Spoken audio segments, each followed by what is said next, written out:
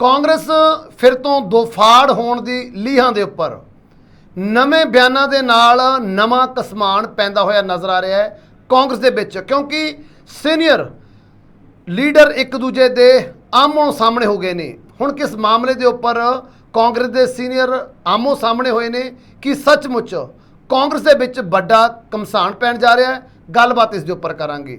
ਨਾਲ ਹੀ ਨਾਲ ਗੱਲਬਾਤ ਕਰਾਂਗੇ ਉਸ ਬਿੱਲ ਦੀ ਜਿਸ ਬਿੱਲ ਦੇ ਉੱਪਰ ਇੱਕ ਵਾਰ ਫਿਰ ਤੋਂ ਹੁਣ ਆਮ ਆਦਮੀ ਪਾਰਟੀ ਅਤੇ ਭਾਰਤੀ ਜਨਤਾ ਪਾਰਟੀ ਆਮੋ ਸਾਹਮਣੇ ਹੋ ਗਏ ਨੇ।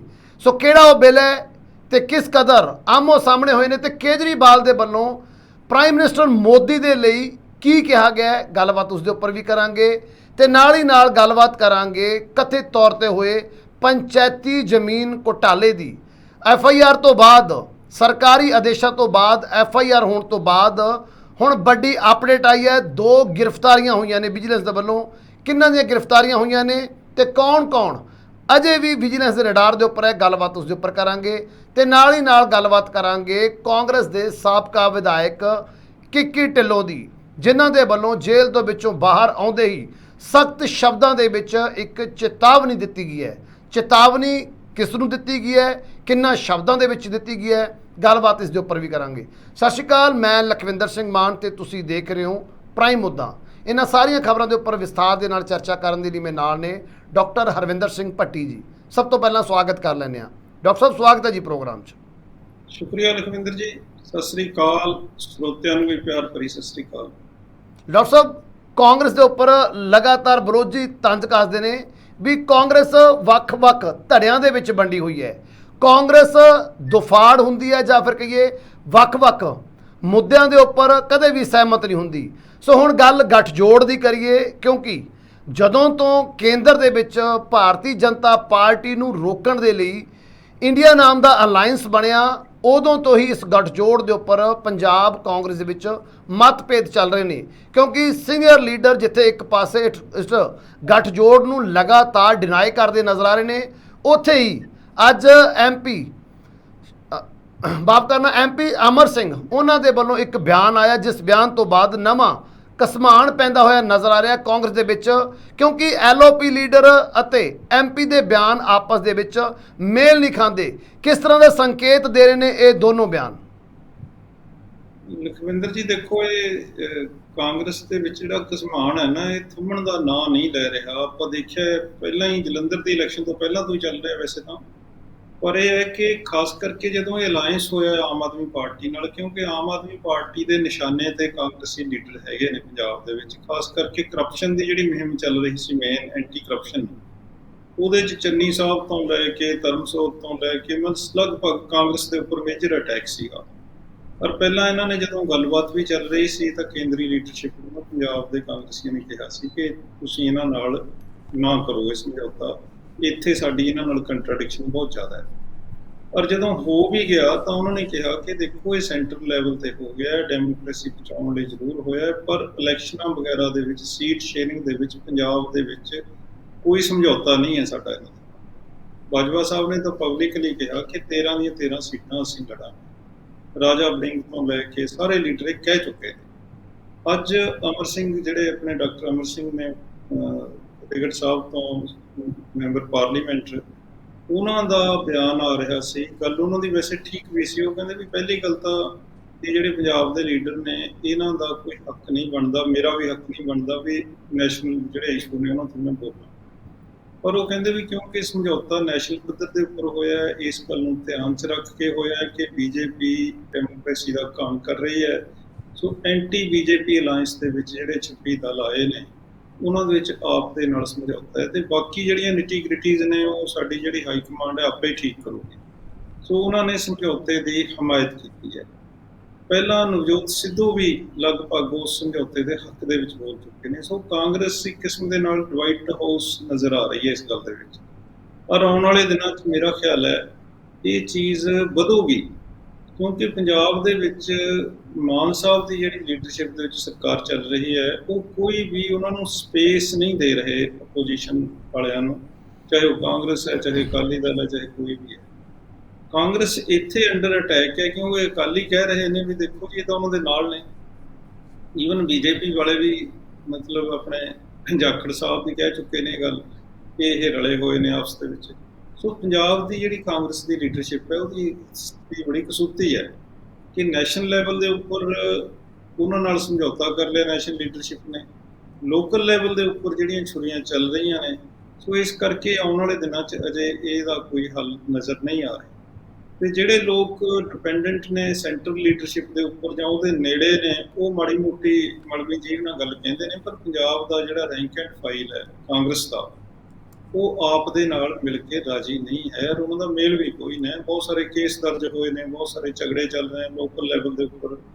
ਪਰ ਜਿਹੜੀਆਂ ਇਲੈਕਸ਼ਨਾਂ ਆਉਣੀਆਂ ਨੇ ਕਿ ਨਗਰ ਨਿਗਮ ਦੀਆਂ, ਇਹਨਾਂ 'ਚ ਹੋਰ ਇਹ ਕੰਮ ਵਧਣਾ ਹੈ ਮੇਰੇ ਖਿਆਲ ਦੇ ਵਿੱਚ ਜੀ। ਸੋ ਇਹ ਆਉਣ ਵਾਲੇ ਦਿਨਾਂ 'ਚ ਹੋਰ ਮੇਰਾ ਖਿਆਲ ਹੈ ਵੀ ਪੰਜਾਬ ਦੇ ਯੂਨਿਟ ਦੇ ਵਿੱਚ ਕਲੇਸ਼ ਵਧੂਗਾ। ਪਰ ਸਰ ਦੂਸਰੇ ਪਾਸੇ ਦੇਖਣ ਵਾਲੀ ਗੱਲ ਇਹ ਹੈ ਨਾ ਵੀ ਇਹ ਇਸ਼ੂ ਲਗਾਤਾਰ ਕ੍ਰੀਏਟ ਹੋ ਰਿਹਾ ਜਦੋਂ ਤੋਂ ਗੱਠਜੋੜ ਹੋਇਆ ਹੈ, ਲੇਕਿਨ ਹਾਈ ਕਮਾਂਡ ਦੇ ਵੱਲੋਂ ਇਸ ਸੰਬੰਧ ਦੇ ਵਿੱਚ ਕੋਈ ਬਿਆਨ ਨਹੀਂ ਆਉਂਦਾ। ਲੇਕਿਨ ਦੂਸਰੇ ਪਾਸੇ ਆਪਾਂ ਗੱਲ ਦਿੱਲੀ ਦੇ ਸੀਨੀਅਰ ਲੀਡਰਾਂ ਦੀ ਕਰੀਏ, ਸੰਦੀਪ ਦੀਕਸ਼ਤ ਦੀ ਗੱਲ ਕਰੀਏ, ਉਹ ਵੀ ਇਸ ਗੱਠਜੋੜ ਨੂੰ ਡਿਨਾਈ ਕਰ ਚੁੱਕੇ ਨੇ। ਫਿਰ ਆਪਾਂ ਕਿਵੇਂ ਦੇਖੀਏ ਜੀ, ਕਿਉਂਕਿ ਦਿੱਲੀ ਕਾਂਗਰਸ ਸੀਨੀਅਰ ਨੇਤਾ ਵੀ ਇਸ ਗੱਲ ਨੂੰ ਡਿਨਾਈ ਕਰ ਰਹੇ ਨੇ ਗੱਠਜੋੜ ਨੂੰ, ਪੰਜਾਬ ਕਾਂਗਰਸ ਵੀ ਡਿਨਾਈ ਕਰ ਰਹੀ ਹੈ, ਲੇਕਿਨ ਹਾਈ ਕਮਾਂਡ ਦੇ ਵੱਲੋਂ ਇਸ ਮਾਮਲੇ ਦੇ ਉੱਪਰ ਇਸ ਗੱਠਜੋੜ ਨੂੰ ਲੈ ਕੇ ਕੋਈ ਬਿਆਨ ਨਾ ਆਉਣਾ ਸੰਕੇਤ ਕਿਸ ਗੱਲ ਦਾ ਹੈ? ਦੇਖੋ, ਇਸ ਸੰਬੰਧ ਦੇ ਵਿੱਚ ਜੇ ਤੁਸੀਂ ਥੋੜਾ ਇਹਨੂੰ ਹੋਰ ਗਹਿਰਾਈ ਦੇ ਵਿੱਚ ਸਮਝਣਾ ਹੋਵੇ ਇਸ਼ੂ ਨੂੰ, ਤਾਂ ਅਮਿਤ ਸ਼ਾਹ ਜੀ ਦਾ ਇੱਕ ਬਿਆਨ ਸੀਗਾ ਦਿੱਲੀ ਸਰਵਿਸ ਐਕਟ ਦੇ ਸੰਬੰਧ ਦੇ ਵਿੱਚ, ਉਹ ਬੜਾ ਭਾਵਪੂਰਤ ਸੀ, ਬੜਾ ਹਾਈਲਾਈਟ ਨਹੀਂ ਹੋਇਆ। ਉਹਨਾਂ ਨੇ ਖੜਗੇ ਸਾਹਿਬ ਨੂੰ ਇਹ ਕਿਹਾ ਸੀ ਕਿ ਜਿਹੜੀ ਤੁਸੀਂ ਐਵੇਂ ਕੇਜਰੀਵਾਲ ਦੀ ਮਦਦ ਕਰ ਰਹੇ ਹੋ, ਕੇਜਰੀਵਾਲ ਦੀ ਪਾਰਟੀ ਦਾ ਤਾਂ ਗਠਨ, ਉਹਦੇ ਕਹਿਣ ਦਾ ਮਤਲਬ ਵੀ ਅਸੀਂ ਉਹ ਕਰਿਆ ਸੀ, ਇਹ ਤਾਂ ਕਾਂਗਰਸ ਨੂੰ ਖਤਮ ਕਰਨ ਲਈ ਹੋਇਆ ਸੀ। ਔਰ ਉਹਨਾਂ ਨੇ ਹਾਸੇ ਦੇ ਵਿੱਚ ਇਹ ਵੀ ਗੱਲ ਕਹੀ ਕਿ ਇਹ ਤੁਸੀਂ ਆ ਬਿੱਲ ਪਾਸ ਹੋ ਲੈਣ ਦਿਓ, ਉਹ ਤੋਂ ਬਾਅਦ ਦੇ ਵਿੱਚ ਇਹਨੇ ਤੁਹਾਨੂੰ ਠੈਂਗਾ ਦਿਖਾ ਦੇਣਾ। ਬੇਸਿਕਲੀ ਉਹ ਕਿਸੇ ਹੱਦ ਤੱਕ ਇਸ਼ਾਰਾ ਇਸ ਗੱਲ ਵੱਲ ਸੀਗਾ ਕਿ ਮਿਡਲ ਕਲਾਸ ਦੇ ਵਿੱਚ ਕਾਂਗਰਸ ਦਾ ਜੋ ਏਜੰਡਾ ਹੈ ਉਹਦੇ ਨਾਲ ਵੀ ਆਮ ਆਦਮੀ ਪਾਰਟੀ ਕੈਂਡੀਡੇਟ ਕਰੂਗੀ, ਕਾਂਗਰਸ ਦੀਆਂ ਵੋਟਾਂ ਕੱਟੂਗੀ, ਬੀਜੇਪੀ ਨੂੰ ਜਿਤਾਊਗੀ। ਇਸ ਤਰ੍ਹਾਂ ਗੁਜਰਾਤ ਦੇ ਵਿੱਚ ਹੋਇਆ, ਹਿਮਾਚਲ 'ਚ ਵੀ ਕੋਸ਼ਿਸ਼ ਹੋਈ, ਰਾਜਸਥਾਨ ਦੇ ਵਿੱਚ ਵੀ ਹੋਈ, ਕਰਨਾਟਕ ਦੇ ਵਿੱਚ ਵੀ ਹੋਈ। ਸੋ ਉਹ ਉਹਨਾਂ ਨੇ ਉਹਦਾ ਭਾਂਡਾ ਭੰਨਤਾ ਸੀ ਇਹ ਗੱਲ ਕਹਿ ਕੇ ਉੱਥੇ। ਪਰ ਉਹ ਪੰਜਾਬ ਵਾਲੀ ਕਾਂਗਰਸ ਵੀ ਇਹੀ ਗੱਲ ਕਹਿ ਰਹੀ ਹੈ ਕਿ ਇਹ ਸਾਡੀਆਂ ਵੋਟਾਂ ਤੋੜਨ ਵਾਲੀ ਪਾਰਟੀ ਹੈ, ਵੋਟ ਕਟਵਾ ਪਾਰਟੀ ਜਿਹਨੂੰ ਕਿਹਾ ਜਾਂਦਾ। ਸੋ ਇਹ ਆਉਣ ਵਾਲੇ ਦਿਨਾਂ 'ਚ ਇਹ ਗੱਲ ਵਧੂਗੀ। ਸੰਦੀਪ ਦੀਕਸ਼ਤ ਵੀ ਉਹੀ ਦੁੱਖ ਰੋ ਰਹੇ ਨੇ ਕਿ ਇਹ ਬੇਸਿਕਲੀ ਸਾਡਾ ਜਿਹੜਾ ਕੱਟ ਰਿਹਾ, ਸਾਡਾ ਜਿਹੜਾ ਬੇਸ ਹੈ ਉਹਨੂੰ ਕੱਟ ਰਹੇ ਨੇ, ਬੀਜੇਪੀ ਦੇ ਨੂੰ ਨਹੀਂ ਕੱਟ ਰਹੇ। ਪਰ ਇਹ ਗੱਲ ਗਰਾਊਂਡ ਲੈਵਲ ਦੀ ਜਿਹੜੀ ਪੋਲਿਟਿਕਸ ਹੈ ਉਹਦੇ 'ਚ ਠੀਕ ਵੀ ਹੈ, ਪਰ ਕਿਉਂਕਿ ਨੈਸ਼ਨਲ ਲੈਵਲ ਦੇ ਇੰਟਰਸਟ ਹੋਰ ਤਰ੍ਹਾਂ ਦੇ ਹੁੰਦੇ ਨੇ, ਮੇਰਾ ਖਿਆਲ ਹੈ ਵੀ ਉਹ ਵੱਡੀ ਪੋਲਿਟਿਕਸ ਦੇ ਵਿੱਚ ਉਹ ਸੋਚ ਰਹੇ ਨੇ ਵੀ ਇਹਨਾਂ ਨੂੰ ਇੱਕ ਦੂਜੇ ਨੂੰ ਯੂਜ਼ ਕਰਨ ਦੀ ਉਹ ਪੋਲਿਟਿਕਸ ਹੁੰਦੀ ਹੈ ਹਮੇਸ਼ਾ। ਸੋ ਆਉਣ ਵਾਲੇ ਦਿਨਾਂ ਦੇ ਵਿੱਚ ਕਿਉਂਕਿ ਉਹ ਬਿੱਲ ਜਿਹਦੇ ਪਿੱਛੇ ਇੰਨਾ ਰੌਲਾ ਦਿੱਲੀ ਦੇ ਵਿੱਚ ਇਹਨਾਂ ਨੇ ਪਾਇਆ ਸੀ, ਉਹ ਤਾਂ ਹੁਣ ਖਤਮ ਹੋ ਗਿਆ ਇਸ਼ੂ। ਸੋ ਆਉਣ ਵਾਲੇ ਦਿਨਾਂ ਦੇ ਵਿੱਚ ਹੋਰ ਅਨਫੋਲਡ ਹੋਊਗੀ ਗੱਲ, ਪਰ ਮੈਨੂੰ ਲੱਗਦਾ ਵੀ ਆਮ ਆਦਮੀ ਪਾਰਟੀ ਤੇ ਕਾਂਗਰਸ ਦਾ ਇਕੱਠੇ ਚੱਲਣਾ ਕਾਫੀ ਮੁਸ਼ਕਲ ਲੱਗ ਰਿਹਾ ਹੈ ਗਰਾਊਂਡ ਲੈਵਲ। ਜੀ ਬਿਲਕੁਲ, ਚਲੋ ਆਉਣ ਵਾਲੇ ਸਮੇਂ ਦੇ ਵਿੱਚ ਇਹ ਕਲੀਅਰ ਹੋ ਜਾਏਗਾ, ਲੇਕਿਨ ਕਿਸ ਤਰ੍ਹਾਂ ਕਲੀਅਰ ਹੋਏਗਾ ਉਸ ਤੋਂ ਪਹਿਲਾਂ ਕੋਈ ਕਾਂਗਰਸ ਦਾ ਵੱਡਾ ਨੁਕਸਾਨ ਨਾ ਹੋ ਜਾਵੇ। ਜਿਸ ਤਰੀਕੇ ਦੇ ਨਾਲ ਕਾਂਗਰਸ ਦੇ ਸੀਨੀਅਰ ਲੀਡਰ, ਪੰਜਾਬ ਦੀ ਗੱਲ ਕਰੀਏ ਤਾਂ ਕਾਂਗਰਸ ਸੀਨੀਅਰ ਲੀਡਰ ਇੱਕ ਦੂਜੇ ਦੇ ਆਮੋ ਸਾਹਮਣੇ ਖੜੇ ਦਿਖਾਈ ਦਿੰਦੇ ਨੇ ਗੱਠਜੋੜ ਨੂੰ ਲੈ ਕੇ। ਦੂਸਰੇ ਪਾਸੇ ਗੱਲ ਕਰੀਏ ਬਿੱਲ ਦੀ, ਕਿਉਂਕਿ ਲੋਕ ਸੇਵਾ ਦਿੱਲੀ ਸੇਵਾ ਬਿੱਲ ਜਿਹਨੂੰ ਲੈ ਕੇ ਬੜਾ ਵੱਡਾ ਹੰਗਾਮਾ ਪੂਰੇ ਦੇਸ਼ ਦੇ ਵਿੱਚ ਹੋਇਆ ਸੀ। ਅਰਵਿੰਦ ਕੇਜਰੀਵਾਲ ਆਪਣੀ ਟੀਮ ਨੂੰ ਲੈ ਕੇ ਪੂਰੇ ਦੇਸ਼ ਦੇ ਵਿੱਚ ਘੁੰਮੇ ਸੀ। ਭਾਵੇਂ ਉਹ ਬਿੱਲ ਪਾਸ ਹੋ ਚੁੱਕਿਆ, ਲੇਕਿਨ ਉਸ ਤੋਂ ਬਾਅਦ ਇੱਕ ਨਵਾਂ ਪ੍ਰਸਤਾਵ, ਇੱਕ ਨਵਾਂ ਬਿੱਲ ਜਦੋਂ ਰਾਜ ਸਭਾ 'ਚ ਪਹੁੰਚਿਆ ਤਾਂ ਉਸ ਨੂੰ ਲੈ ਕੇ ਵੀ ਆਮ ਆਦਮੀ ਪਾਰਟੀ ਦਾ ਤਿੱਖਾ ਪ੍ਰਤੀਕਰਮ ਆਇਆ। ਇੱਥੋਂ ਤੱਕ ਕਿ ਕੇਜਰੀਵਾਲ ਸਾਹਿਬ ਨੇ ਪ੍ਰਾਈਮ ਮਿਨਿਸਟਰ ਨੂੰ ਨਿਸ਼ਾਨਾ ਲਗਾਉਂਦੇ ਹੋਏ ਕਿਹਾ ਕਿ ਮੈਂ ਤਾਂ ਪਹਿਲਾਂ ਹੀ ਕਿਹਾ ਸੀ ਇਹ ਸੁਪਰੀਮ ਕੋਰਟ ਨੂੰ ਨਹੀਂ ਮੰਨਦੇ। ਆਖਰ ਉਹ ਕਿਹੜਾ ਪ੍ਰਸਤਾਵ ਹੈ, ਕਿਹੜਾ ਬਿੱਲ ਹੈ ਜਿਹੜਾ ਰਾਜ ਸਭਾ ਦੇ ਵਿੱਚ ਆਇਆ ਜਿਸ ਨੂੰ ਲੈ ਕੇ ਤਿੱਖੀ ਪ੍ਰਤੀਕਿਰਿਆ ਆਮ ਆਦਮੀ ਪਾਰਟੀ ਦੇ ਵੱਲੋਂ ਆਈ ਹੈ? ਬਿੱਲ ਕੀ ਹੈ ਜੀ ਉਹ? ਲਖਵਿੰਦਰ ਜੀ, ਉਹ ਚੀਫ ਇਲੈਕਸ਼ਨ ਕਮਿਸ਼ਨਰ ਜਿਹੜਾ ਹੈ ਤੇ ਇਲੈਕਸ਼ਨ ਦੇ ਜਿਹੜੇ ਮੈਂਬਰ ਨੇ, ਹੋਰ ਇਲੈਕਸ਼ਨ ਕਮਿਸ਼ਨ ਦੇ ਮੈਂਬਰਸ, ਉਹਨਾਂ ਦੀ ਨਿਯੁਕਤੀ ਨੂੰ ਲੈ ਕੇ ਅਸਲ ਦੇ ਵਿੱਚ ਰਾਜ ਸਭਾ ਦੇ ਵਿੱਚ ਬਿੱਲ ਪੇਸ਼ ਕੀਤਾ ਗਿਆ ਕਿ ਉਹਨਾਂ ਦੀ ਨਿਯੁਕਤੀ ਦੇ ਕੀ ਨਿਯਮ ਹੋਣ, ਕਿਸ ਤਰ੍ਹਾਂ ਕੀਤਾ ਜਾਵੇ। ਥੋੜ੍ਹੀ ਦੇਰ ਪਹਿਲਾਂ ਸੁਪਰੀਮ ਕੋਰਟ ਨੇ, ਚੀਫ ਜਸਟਿਸ ਨੇ ਕਿਹਾ ਸੀ ਕਿ ਇੱਕ ਕਮੇਟੀ ਉਹਨਾਂ ਦੀ ਨਿਯੁਕਤੀ ਕਰੂਗੀ ਜਿਹਦੇ ਵਿੱਚ ਪ੍ਰਾਈਮ ਮਿਨਿਸਟਰ, ਚੀਫ ਜਸਟਿਸ ਤੇ ਅਪੋਜੀਸ਼ਨ ਪਾਰਟੀਆਂ ਦਾ ਲੀਡਰ ਲੀਡਰ ਆਫ ਅਪੋਜੀਸ਼ਨ, ਇਹ ਤਿੰਨ ਜਾਣੇ ਬੈਠ ਕੇ ਤੈਅ ਕਰਨਗੇ। ਉਹਦਾ ਮਤਲਬ ਕਲੀਅਰ ਸੀ ਕਿ ਸੁਪਰੀਮ ਕੋਰਟ ਤੇ ਚੀਫ ਜਸਟਿਸ ਦੇ ਨਾਲ ਹੁੰਦਿਆਂ ਪ੍ਰਾਈਮ ਮਿਨਿਸਟਰ ਦੀ ਇਕੱਲੇ ਦੀ ਨਹੀਂ ਚੱਲ ਸਕਦੀ।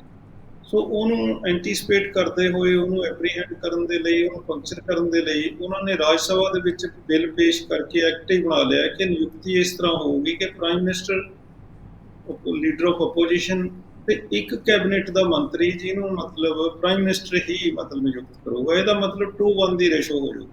ਸੋ ਆਪਣੀ ਮਰਜ਼ੀ ਦਾ ਉਹ ਚੀਫ ਇਲੈਕਸ਼ਨ ਕਮਿਸ਼ਨਰ, ਆਪਣੀ ਮਰਜ਼ੀ ਦਾ ਇਲੈਕਸ਼ਨ ਕਮਿਸ਼ਨਰ ਲਾਉਣਗੇ। ਇਹ ਆਉਣ ਵਾਲੀਆਂ ਇਲੈਕਸ਼ਨਾਂ ਬਹੁਤ ਕਰੂਸ਼ੀਅਲ ਨੇ। ਇਹਦੇ ਉੱਪਰ ਸੁਪਰੀਮ ਕੋਰਟ ਨੇ ਇਹਨੂੰ ਪੰਕਚਰ ਕਰਤਾ ਸੀ, ਪਰ ਉਹ ਸੁਪਰੀਮ ਕੋਰਟ ਦੇ ਫੈਸਲੇ ਨੂੰ ਰੱਦਣ ਦੇ ਲਈ, ਕਿਉਂਕਿ ਪਾਰਲੀਮੈਂਟ ਨੂੰ ਸੁਪਰੀਮ ਕੋਰਟ ਕੋਈ ਕੁਝ ਕਹਿ ਨਹੀਂ ਸਕਦੀ, ਪਰ ਇਹ ਹੋ ਸਕਦਾ ਹੈ ਆਉਣ ਵਾਲੇ ਦਿਨਾਂ ਦੇ ਵਿੱਚ ਕਿ ਇਹ ਜਿਹੜਾ ਮਸਲਾ ਹੈ ਇਹਨੂੰ ਸੁਪਰੀਮ ਕੋਰਟ ਦੇ ਵਿੱਚ ਚੈਲੰਜ ਕੀਤਾ ਜਾਵੇ, ਕਿਉਂਕਿ ਸੁਪਰੀਮ ਕੋਰਟ ਦੀ ਰੂਲਿੰਗ ਸੀ ਪਹਿਲਾਂ। ਉਸ ਰੂਲਿੰਗ ਨੂੰ ਧਿਆਨ ਦੇ ਵਿੱਚ ਰੱਖਦੇ ਹੋਏ, ਆਪਣੀ ਬਰੂਟ ਮੈਜੋਰਟੀ ਨੂੰ ਵਰਤਦੇ ਹੋਏ ਪਾਰਲੀਮੈਂਟ ਦੇ ਵਿੱਚ ਇਹ ਪਾਸ ਕਰਨ ਦੀ ਕੋਸ਼ਿਸ਼ ਕੀਤੀ ਗਈ ਹੈ, ਪਰ ਇਹ ਬੈਲੈਂਸ ਨਹੀਂ ਹੋਊਗਾ ਇਹਦੇ ਵਿੱਚ। ਇਹਦਾ ਮਤਲਬ ਪ੍ਰਾਈਮ ਮਿਨਿਸਟਰ ਦੀਆਂ 2 ਵੋਟਾਂ ਹੋ ਜਾਣਗੀਆਂ, ਜਿਹਨੂੰ ਕਿ ਸੁਪਰੀਮ ਕੋਰਟ ਨੇ ਖਤਮ ਕੀਤਾ ਸੀ। ਇਹ ਆਉਣ ਵਾਲੇ ਦਿਨਾਂ 'ਚ ਮੈਂ ਤੁਹਾਨੂੰ ਦੱਸਦਾ ਇੱਕ ਕੰਟੈਸਟ ਹੋਊਗੀ ਗੱਲ। ਔਰ ਇਹਨੂੰ ਧਿਆਨ 'ਚ ਰੱਖਦੇ ਹੋਏ ਅਰਵਿੰਦ ਕੇਜਰੀਵਾਲ ਨੇ ਕਿਹਾ ਕਿ ਅਸੀਂ ਤਾਂ ਪਹਿਲਾਂ ਹੀ ਕਹਿ ਰਹੇ ਹਾਂ ਕਿ ਸੁਪਰੀਮ ਕੋਰਟ ਨੂੰ ਇਹ ਕੁਝ ਨਹੀਂ ਸਮਝਦੇ, ਜਿੱਥੇ ਇਹਨਾਂ ਨੂੰ ਸੂਟ ਕਰਦਾ ਉੱਥੇ ਸੁਪਰੀਮ ਕੋਰਟ ਨੂੰ ਮੰਨਦੇ ਨੇ, ਅਦਰਵਾਈਜ਼ ਇਹ ਇਸ ਇੰਸਟੀਟਿਊਸ਼ਨ ਦੀ ਇੱਜ਼ਤ ਨਹੀਂ ਕਰਦੇ। ਪਰ ਜੇ ਦੂਜੇ ਪਾਸੇ ਤੁਸੀਂ ਦੇਖੋ, ਇਹਦੇ ਕੋਲ ਜਿੱਥੇ ਪਾਵਰ ਹੁੰਦੀ ਹੈ ਉਹ ਕੋਰਟਾਂ ਨੂੰ ਕੁਝ ਨਹੀਂ ਸਮਝਦਾ, ਜਿੱਥੇ ਵਾਇਓਲੇਟ ਕਰ ਸਕਦੇ ਨੇ ਕਰਦੇ ਨੇ।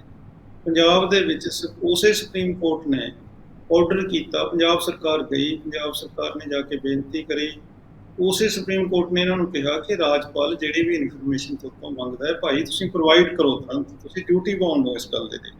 ਉਹ ਅੱਜ ਤੱਕ ਨਹੀਂ ਕਰੀ ਗਈ। ਉਹ ਆਮ ਆਦਮੀ ਪਾਰਟੀ ਦੀ, ਅਰਵਿੰਦ ਕੇਜਰੀਵਾਲ ਦੀ ਹੀ ਸਰਕਾਰ ਹੈ ਇੱਥੇ ਪੰਜਾਬ ਦੇ ਵਿੱਚ। ਸੋ ਜਿੱਥੇ ਜਿਹਨੂੰ ਸੂਟ ਕਰਦਾ ਉਹ ਕਰ ਲੈਂਦੇ ਨੇ, ਪਰ ਇਹ ਹੈ ਕਿ ਇਹ ਬਿਲਕੁਲ ਬਲੇਟੈਂਟਲੀ ਕਹਿ ਲਓ ਨੰਗੇ ਚਿੱਟੇ ਰੂਪ ਦੇ ਵਿੱਚ ਸੁਪਰੀਮ ਕੋਰਟ ਦੀ ਜਿਹੜੀ ਰੂਲਿੰਗ ਸੀ ਉਹਨੂੰ ਖਾਰਜ ਕਰਨ ਦੇ ਲਈ ਇਹ ਬਿੱਲ ਪਾਸ ਕੀਤਾ ਗਿਆ।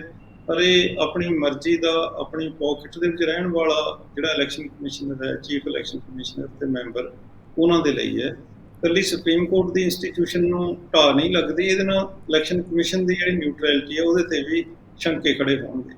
ਸੋ ਇਹ ਸਾਡੇ ਪੋਲੀਟੀਸ਼ੀਅਨ ਸੰਸਥਾਵਾਂ ਦੀ ਪਰਵਾਹ ਨਹੀਂ ਕਰ ਰਹੇ, ਇਹ ਜੱਗ ਜਹਾ ਰਹੇਗਾ।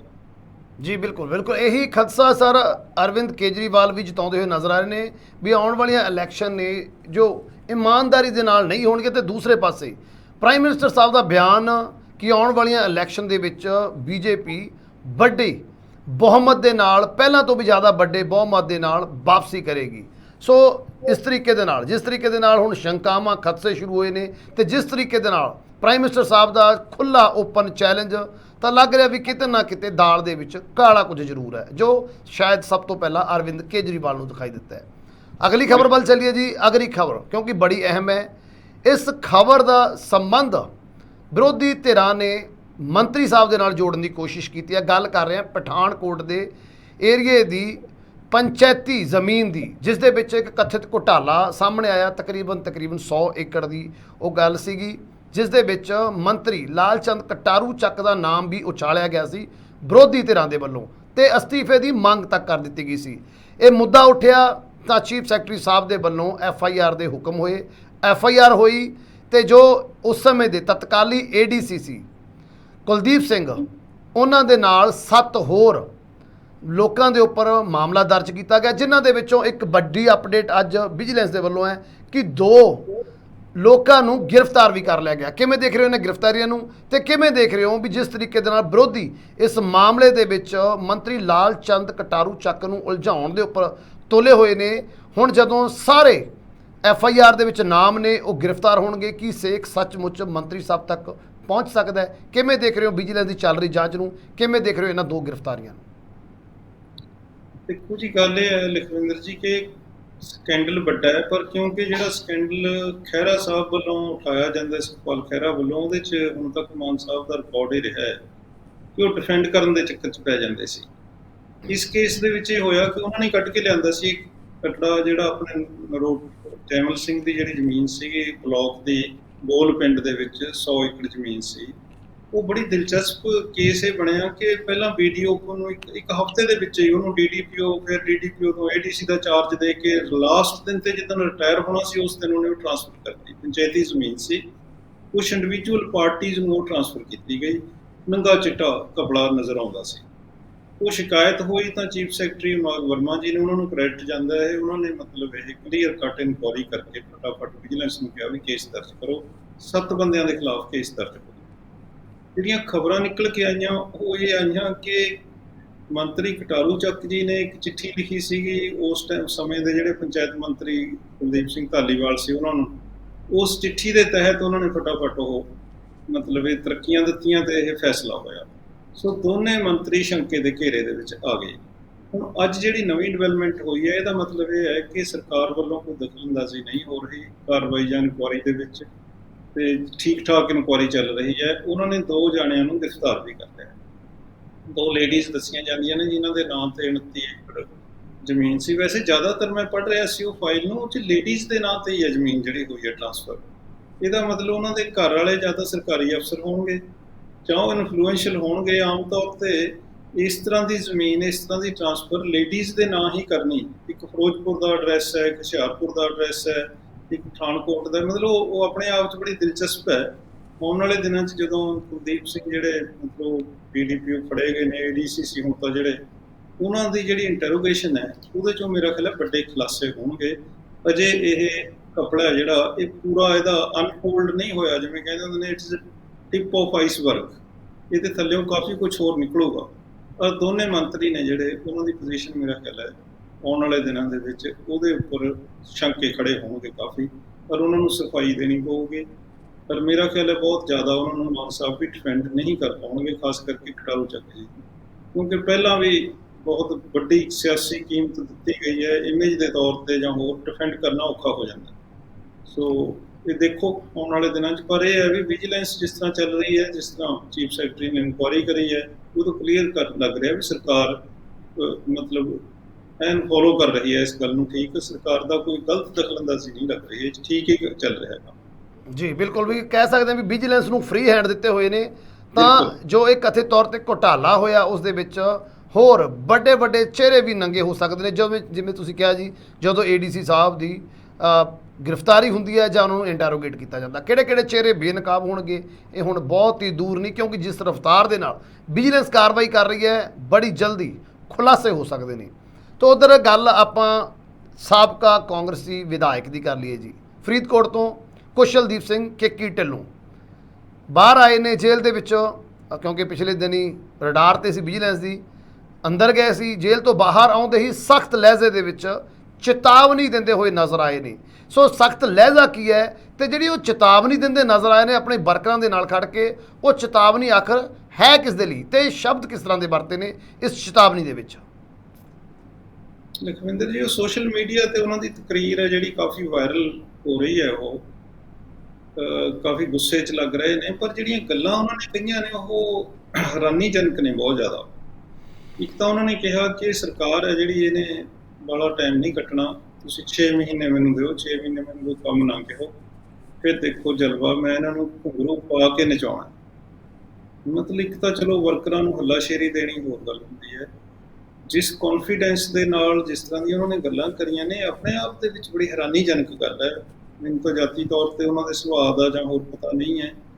ਕਈ ਵਿਅਕਤੀ ਵੈਸੇ ਗੁੱਸੇ ਵਾਲੇ ਹੁੰਦੇ ਨੇ, ਕਹਿ ਲਓ, ਜਾਂ ਧੱਕਾ ਹੋਇਆ ਹੁੰਦਾ, ਉਹਨਾਂ ਨੂੰ ਲੱਗਦਾ ਵੀ ਮੇਰੇ ਨਾਲ ਧੱਕਾ ਹੋਇਆ, ਇਸ ਕਰਕੇ ਗੁੱਸੇ 'ਚ ਕਈ ਵਾਰ ਬੋਲਦੇ ਨੇ, ਜਾਂ ਵਰਕਰਾਂ ਨੂੰ ਹੱਲਾਸ਼ੇਰੀ ਦੇਣ ਦੇ ਪੁਆਇੰਟ ਆਫ ਵਿਊ ਨਾਲ ਕਹਿ ਸਕਦੇ ਨੇ। ਪਰ 92 MLA ਬਿਲਕੁਲ ਇਹ ਮੌਨਧਾਰੀ MLA ਜਿਹੜੇ ਜਿੱਧਰ ਨੂੰ ਮੋੜਨ ਉੱਧਰ ਨੂੰ ਮੁੜਨ ਵਾਲੇ, ਉਹਨਾਂ ਦੇ ਹੁੰਦਿਆਂ ਸਰਕਾਰ ਨੂੰ ਇਹ ਕਹਿਣਾ ਕਿ ਸਰਕਾਰ ਮਤਲਬ 6 ਮਹੀਨੇ ਜਾਂ ਮਤਲਬ ਪੂਰਾ ਟਾਈਮ ਨਹੀਂ ਕੱਢੂਗੀ, ਇਹ ਤੁਹਾਡਾ ਰਾਜ ਆਉਣ ਵਾਲਾ, ਤੁਸੀਂ ਰਾਜ ਕਰਨਾ ਹੈ, ਮਤਲਬ ਉਹ ਕਾਫੀ ਹੈਰਾਨੀਜਨਕ ਲੱਗ ਰਹੀ ਹੈ ਉਹ ਗੱਲ। ਕੁਛ ਮੈਨੂੰ ਲੱਗਦਾ ਵੀ ਸ਼ਾਇਦ ਸਾਡੀ ਜਿਹੜੀ ਸਿਆਸੀ ਜਮਾਤ ਹੈ ਨਾ, ਪਤਾ ਨਹੀਂ ਮੌਸਮ ਐਸਾ ਹੋ ਗਿਆ, ਕਲਾਈਮੇਟ ਚੇਂਜ ਬੜੀ ਆ ਰਹੀ ਹੈ, ਜਿਸ ਤਰ੍ਹਾਂ ਮਾਨ ਸਾਹਿਬ ਬਿਨਾਂ ਸੋਚੇ ਸਮਝੇ ਬੋਲ ਜਾਂਦੇ ਨੇ, ਮੈਨੂੰ ਲੱਗਦਾ ਸਾਰੇ ਸਿਆਸਤਦਾਨਾਂ ਨੂੰ ਇਹ ਬਿਮਾਰੀ ਲੱਗਦੀ ਜਾ ਰਹੀ ਹੈ ਕਿ ਇੱਕ ਵਾਰ ਤੁਸੀਂ ਬਹਿ ਜਾ ਕਰਾ ਦਿਓ, ਤਾੜੀਆਂ ਉਡਾ ਦਿਓ, ਜੋ ਮਰਜ਼ੀ ਬੋਲ ਦਿਓ, ਬਾਅਦ 'ਚ ਚਾਹੇ ਦੇਖੀ ਜਾਊਗੀ ਵੀ ਕੀ ਹੁੰਦਾ ਕਿ ਨਹੀਂ ਹੁੰਦਾ। ਸੋ ਉਹ ਥੋੜ੍ਹੀਆਂ ਗੱਲਾਂ ਮੇਰਾ ਖਿਆਲ ਹੈ ਜ਼ਿਆਦਾ ਸ਼ੇਖ ਚਿੱਲੀ ਵਾਲੀਆਂ ਵੱਧ ਲੱਗ ਰਹੀਆਂ ਨੇ। ਪਰ ਉਹਨਾਂ ਦਾ ਕਹਿਣਾ ਗੰਭੀਰਤਾ ਉਹਦੇ ਤੋਂ ਲੱਗ ਹੀ ਰਿਹਾ ਵੀ ਕੁਛ ਨਾ ਕੁਛ ਉਹਨਾਂ ਨੂੰ ਹੋਰ ਵੱਧ ਵੀ ਪਤਾ, ਜਿਹੜਾ ਆਪਾਂ ਨੂੰ ਆਮ ਨਜ਼ਰ ਨਹੀਂ ਆਉਂਦਾ। ਸੋ ਆਉਣ ਵਾਲੇ ਦਿਨਾਂ 'ਚ ਦੇਖਦੇ ਹਾਂ। ਪਰ ਜ਼ਿਆਦਾ ਡਾਕਟਰ ਸਾਹਿਬ ਜਿਸ ਤਰ੍ਹਾਂ ਦੇ ਉਹਨਾਂ ਨੇ ਬਿਆਨ ਦਿੱਤਾ ਹੈਗਾ, ਤੇ ਪਹਿਲਾਂ ਹੀ ਆਪਾਂ ਗੱਲ ਕਰ ਲਈ ਵੀ ਜਿਸ ਦੇ ਉੱਪਰ ਵੀ ਸਰਕਾਰ ਕੋਈ ਕਾਰਵਾਈ ਕਰਦੀ ਆ, ਪੋਲੀਟੀਕਲ ਬੰਡੇਟੇ ਦੀ ਗੱਲ ਕਰਦੇ ਨੇ। ਹੁਣ ਮੰਨ ਲਓ ਜੇ ਉਹਨਾਂ ਮੁਤਾਬਕ ਸਰਕਾਰ ਉਹਨਾਂ ਦੀ ਆਉਂਦੀ ਆ ਤਾਂ ਕੀ ਫਿਰ ਜਿਨ੍ਹਾਂ ਦੇ ਉੱਪਰ ਉਹ ਝਾਂਜਰਾਂ ਪਾਉਣ ਦੀ ਗੱਲ ਕਰਦੇ ਨੇ ਉਹ ਗੱਲ ਨਹੀਂ ਕਰਨਗੇ ਵੀ ਆਹ ਚੱਕੋ ਜੀ ਉਹਨਾਂ ਦੀ ਖਬਰਾਂ, ਆਹ ਚੱਕੋ ਜੀ ਵੀਡੀਓ, ਸਾਡੇ ਨਾਲ ਤਾਂ ਪੋਲੀਟੀਕਲ ਬੰਡੇਟਾ ਹੋਇਆਗਾ, ਸਾਨੂੰ ਤਾਂ ਰਾਜਨੀਤਿਕ ਤੌਰ ਤੇ ਪਰੇਸ਼ਾਨ ਕੀਤਾ ਜਾ ਰਿਹਾ। ਕੀ ਇਹ ਗੱਲਾਂ ਨਹੀਂ ਸੋਚਣੀਆਂ ਚਾਹੀਦੀਆਂ ਬਿਆਨ ਦੇਣ ਤੋਂ ਪਹਿਲਾਂ ਇਸ ਤਰ੍ਹਾਂ ਦੇ? ਮੈਨੂੰ ਇਦਾਂ ਲੱਗਦਾ ਲਖਵਿੰਦਰ ਜੀ ਕਿ ਸਿਆਸਤਦਾਨਾਂ ਨੇ ਨਾ ਅਸਲ 'ਚ ਲੋਕਾਂ ਦੇ ਮਸਲਿਆਂ ਦੀ ਬਜਾਏ ਨਿੱਜੀ ਜਿਹੜੀਆਂ ਦੁਸ਼ਮਣੀਆਂ ਜਾਂ ਨਿੱਜੀ ਲਾਈਕਿੰਗ ਡਿਸਲਾਈਕਿੰਗ ਉਹਨੂੰ ਪ੍ਰਾਇਮਰੀ ਬਣਾ ਲਿਆ। ਆਪਾਂ ਪਿਛਲੇ ਦਿਨਾਂ 'ਚ ਦੇਖਿਆ ਰਾਜਾ ਵੜਿੰਗ ਦੇ ਸਬੰਧ ਦੇ ਵਿੱਚ, ਮਨਪ੍ਰੀਤ ਬਾਦਲ ਦੇ ਸਬੰਧ ਦੇ ਵਿੱਚ, ਖਹਿਰਾ ਸਾਹਿਬ ਦੇ ਸਬੰਧ ਦੇ ਵਿੱਚ ਮਾਨ ਸਾਹਿਬ ਨੇ ਸ਼ੁਰੂ ਕੀਤਾ ਕੰਮ ਇਹ ਬੇਸਿਕਲੀ, ਪਰ ਉਹ ਜ਼ਿਆਦਾ ਆਪਣੀ ਈਗੋ ਨੂੰ ਡਿਫੈਂਡ ਕਰਨ ਦੇ ਲਈ ਜਾਂ ਆਪਣੇ ਇਮੇਜ ਨੂੰ ਡਿਫੈਂਡ ਕਰਨ ਦੇ ਲਈ ਇੱਕ ਦੂਜੇ ਨੂੰ ਡੀਫੇਮ ਕਰਨ ਦੇ ਚੱਕਰ 'ਚ ਜ਼ਿਆਦਾ ਪਏ ਹੋਏ ਨੇ। ਲੋਕਾਂ ਦੀ ਫਿਕਰ ਘੱਟ ਹੈ। ਮਤਲਬ ਇਹ ਚੀਜ਼ ਮਤਲਬ ਚਿੰਤਾਜਨਕ ਹੈ ਕਿ ਸਾਰੇ ਜਿਹੜੇ ਸਾਡੇ ਸਿਆਸਤਦਾਨ ਨੇ ਉਹ ਇਸ ਤਰ੍ਹਾਂ ਦੀ ਬਿਆਨਬਾਜ਼ੀ, ਮਤਲਬ ਆਖਿਰਕਾਰ ਪਰਸਨਲ ਲੜਾਈ ਥੋੜ੍ਹੀ ਹੈ ਕੋਈ ਕਿਸੇ ਦੀ, ਸਿਆਸੀ ਮਤਭੇਦ ਨੇ, ਕਿਸੇ ਦੀ ਇੱਕ ਦੀ ਸਰਕਾਰ ਆ ਗਈ ਹੈ, ਦੂਜਿਆਂ ਦੀ ਚਲੀ ਗਈ ਹੈ, ਕੋਈ ਲਿਮਿਟ ਹੋਣੀ ਚਾਹੀਦੀ ਹੈ ਪਬਲਿਕ ਲਾਈਫ ਦੇ ਵਿੱਚ। ਪਰ ਜਿੱਦਾਂ ਦੀ ਚੈਲੰਜਬਾਜ਼ੀ ਆਪਾਂ ਦੇਖਿਆ ਕਿ ਉਹ ਕੀਨੂਆਂ ਤੋਂ ਲੈ ਕੇ ਡਿੱਗੀਆਂ 'ਚ ਰੁਲਦੇ ਫਿਰਦੇ ਤੋਂ ਲੈ ਕੇ ਪਤਾ ਨਹੀਂ ਕੀ ਇੱਕ ਦੂਜੇ ਦੇ ਫਾਦਰ ਤੱਕ, ਇੱਕ ਦੂਜੇ ਦੀ ਬਲਦੀਤ ਤੱਕ ਜਾ ਕੇ ਫੁੱਲਾਫਾਲੀ ਕਰਨੀ, ਮਤਲਬ ਪੋਤੜੇ ਫੁੱਲਣਾ ਕੋਈ ਸਿਆਸਤ ਨਹੀਂ ਹੁੰਦੀ। ਗੱਲ ਇਹ ਹੈ ਕਿ ਸਾਰਿਆਂ ਨੂੰ ਉਹਨਾਂ ਨੂੰ ਦੱਸਣਾ ਚਾਹੀਦਾ ਹੈ ਕਿ ਭਾਈ ਤੁਸੀਂ ਲੋਕਾਂ ਦੇ ਲਈ ਕੀ ਕਰ ਰਹੇ ਹੋ। ਹਾਂ, ਜਿਹੜਾ ਲੋਕਾਂ ਦਾ ਕੋਈ ਵਿਰੋਧ ਕਰ ਰਿਹਾ ਜਾਂ ਉਹਨਾਂ ਦਾ ਨਹੀਂ ਕੰਮ ਕਰ ਰਿਹਾ ਉਹਨੂੰ ਤੁਸੀਂ ਜ਼ਰੂਰ ਪੁਆਇੰਟ ਆਊਟ ਕਰੋ, ਪਰ ਨਿੱਜੀ ਤੌਰ ਤੇ ਜੇ ਤੁਸੀਂ ਇੱਕ ਦੂਜੇ ਨੂੰ ਡੀਫੇਮ ਵੀ ਕਰ ਦੋਗੇ, ਬੇਇੱਜ਼ਤੀ ਜ਼ਿਆਦਾ ਵੀ ਕਰ ਦੋਗੇ, ਇਹ ਬੜਾ ਵੱਡਾ ਭੁਲੇਖਾ ਹੁੰਦਾ ਹੈ ਕਿ ਮੈਂ ਕਿਸੇ ਦੀ ਬੇਇੱਜ਼ਤੀ ਕਰਕੇ ਮੇਰੀ ਇੱਜ਼ਤ ਵੱਧ ਜਾਊਗੀ। ਇਹ ਇੱਦਾਂ ਨਹੀਂ ਹੁੰਦਾ। ਪਰ ਸਾਡੀ ਸਿਆਸਤ ਦੀ ਜਿਹੜੀ ਮਤਲਬ ਸੱਤਾਧਾਰੀ ਸਾਡੀ ਜਮਾਤਾਂ ਨੇ ਉਹ ਇਸ ਚੱਕਰ 'ਚ ਫਸ ਗਈਆਂ ਨੇ ਕਿ ਮੈਂ ਦੂਏ ਦੀ ਇਨਸਲਟ ਕਰਕੇ ਨਾ ਮੇਰੀ ਇੱਜ਼ਤ ਜ਼ਿਆਦਾ ਵੱਧ ਜਾਊਗੀ। ਇੱਦਾਂ ਨਹੀਂ ਵੱਧਦੀ।